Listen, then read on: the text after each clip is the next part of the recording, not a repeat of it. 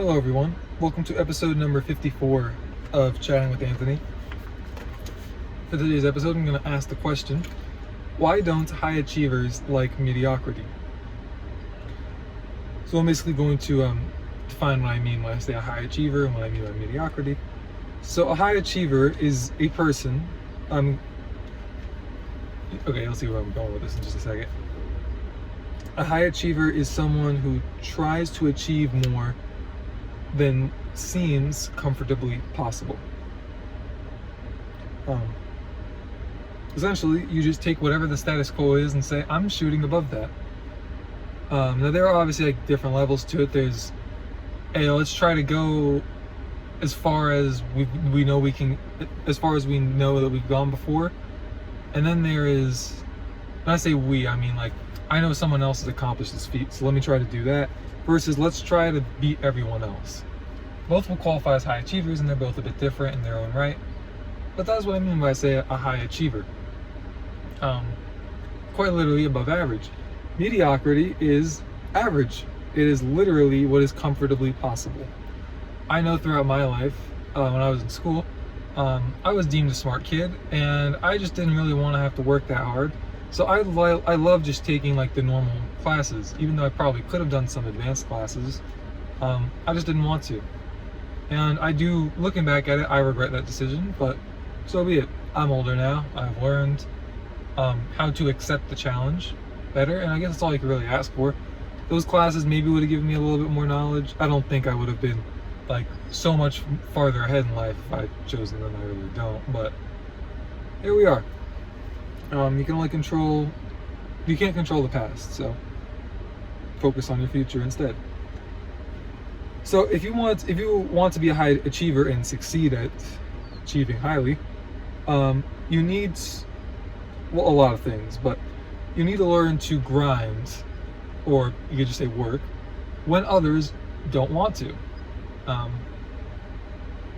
Again, just like whatever seems to be like the average, just you have to shoot above that. Now, when I say the average, I'm not necessarily referring to the average of those around you, because if you're on like an NBA team, everyone's way above average. But if you're in a classroom setting, you might be in a class with a lot of below average kids. So it's not necessarily the best gauge, but if it's all that you have, then it'll do. I would say pulling up statistics is probably a better idea for it. Or just saying, screw that, hey teacher, what's the best you've ever seen? And then just try to do that. You could also just skip all the research and data and just try to impress the one who has been the overseer. I think even Zonte has a song where it's literally just called Outwork You, and it's him in like a football uniform. Shout out Zonte, I like his music. And that's Zauntee, if you're wondering. But when it comes to being a high achiever, work-life balance, it is needed, but good luck. What I personally prefer is to just simply grind consistently and then just take like an off day. I think it's better to be in that mindset of like, this is just my opinion, for whatever it's worth to you. I think it's better to just be in a mindset of like, I'm going to work around the clock. I'm going to always try to find ways to improve. But just having a day where you just shut it down and say, I'm not going to do this. There's nothing wrong with having like work blocks and just like having balance in that manner. I personally just prefer the grind fashion, just works well for me. But do whatever works for you, really. However you achieve the goal, if you can achieve it in a godly manner without turning it into idolatry, more power to you. You need to have a consistent and steady desire for improvement. There needs to be like a hunger in your belly for improvement. Like, I'll admit, I didn't really want to record these videos today, but here I am. I have stuff to do later. I have family to see. I have a friend to see afterwards.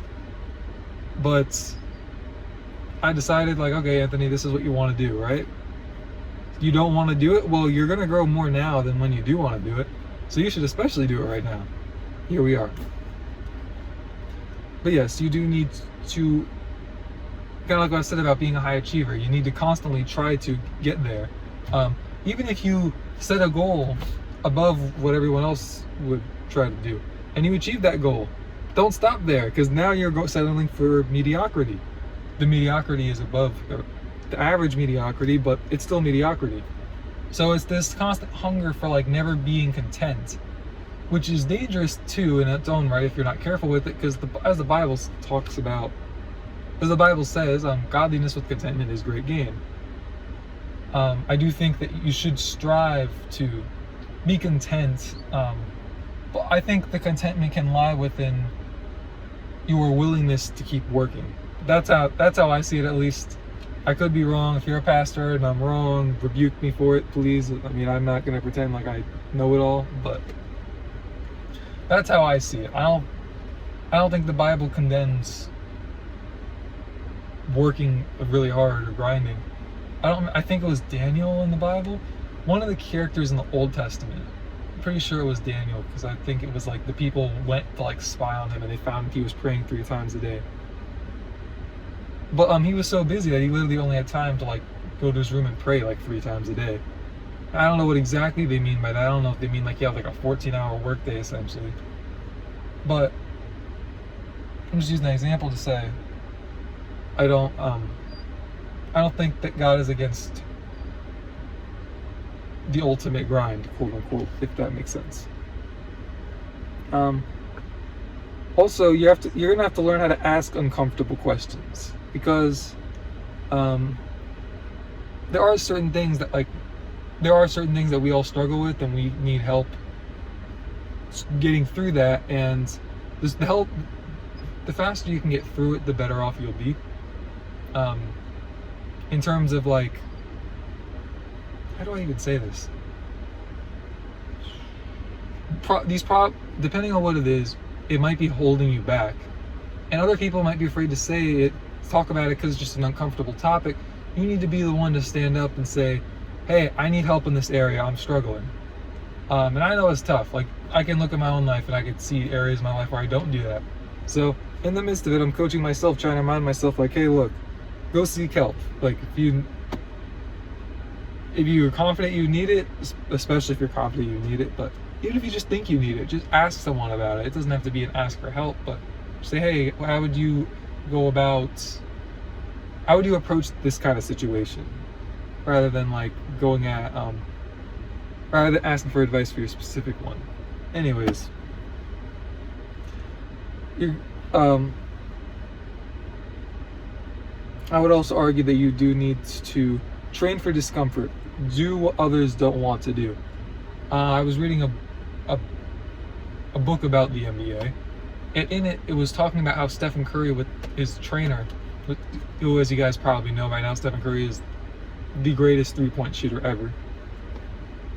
Whenever he practices his shooting, he practices himself into like extreme fatigue, from what I've learned, but he doesn't actually start shooting until his heart rate is at game level, basically. He intentionally gets himself like worked up before he starts shooting, because you're not really gonna, in a game, you're not going to shoot with just like at homeostasis, basically. Like if I walked into my court right now and just took a shot without any contest, it's a lot different than when I'm in the game shooting. And that makes sense, because I feel like I can play much better in practice than I can in the game. And I always wondered why, and then I read that and went, nah, yep, that makes sense. You have to learn how to train your mind. You also, like, if you're able to train your mind and just be calm in a game like it is practice, there you go. But there you go, ask uncomfortable questions. I didn't ask that when I was younger. I had to learn it the hard way when I was older. Thankfully, this way of learning it wasn't too hard. But yes, just like going to the gym, like you need to train to make your muscles uncomfortable, not like literally painful. Like you need to not hurt yourself, but that is how you need to approach it. In regards to why a high achiever does not like mediocrity, the defined boundaries of mediocrity are what makes the high achievers uncomfortable, I think, at least. And if you're a high achiever, you want to do things that seem impossible.